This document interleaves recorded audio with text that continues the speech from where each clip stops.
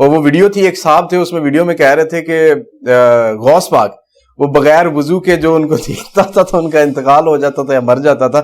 تو ایک دن پھر حضور ان کے خواب میں آئے اور انہوں نے کہا کہ غوث پاک رحم کر میری قوم تے انہوں نے جڑا ہے نا جی اجازت دے دی. انہوں نے کہا جی ہون نہیں ہوئے گا، مانگ رہے ہیں ان سے، نعوذ باللہ.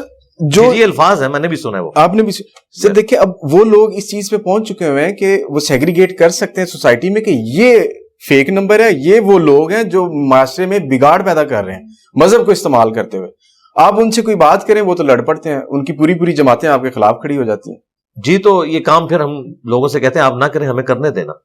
ہم کر رہے ہیں اللہ کے فضل سے. آپ کا کام یہ ہے کہ آپ سینہ بسینہ دعوت کریں، فیس اپنا سامنے نہ لے کر آئے جب تک حالات سازگار نہیں ہوتے. اور یہ نبی الاسلام کی مبارک سنت بھی ہے.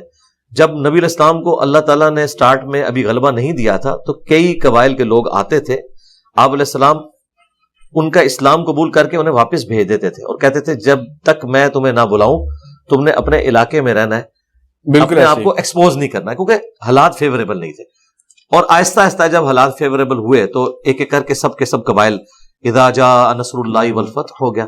یہاں پہ بھی میں آپ کو بتاؤں ینگ جنریشن مستقبل میں یا تو ایتھیسٹ ہو جائے گی یا پھر قرآن و سنت کے منہج پہ آئے گی، جو دعوت ہم اوریجنل دعوت بکش دعوت اس پلیٹ فارم کے ذریعے دے رہے ہیں. یہ میری بات یاد رکھیے گا، کیونکہ جو دین یہ پیش کر رہے ہیں یہ کتابوں میں کوئی نہیں ہے. دیو مالائی قصے کہانیوں کے اوپر مشتمل ہے، نہ یہ قرآن و سنت سے ثابت ہوتا ہے، نہ سائنس اس کو ثابت کر سکتی ہے. چلیے یہ تو بڑی آپ نے ویسے خطرناک بات بتائی ہے. اگر ہونا تو یہ چاہیے کہ یہ تمام لوگ جو ہیں یہ دنیا بھر میں ترویج کریں، پھیلیں اور بتائیں کہ اصل حقیقت کیا ہے، کہ خدا کی ذات وجود ہے اس کا.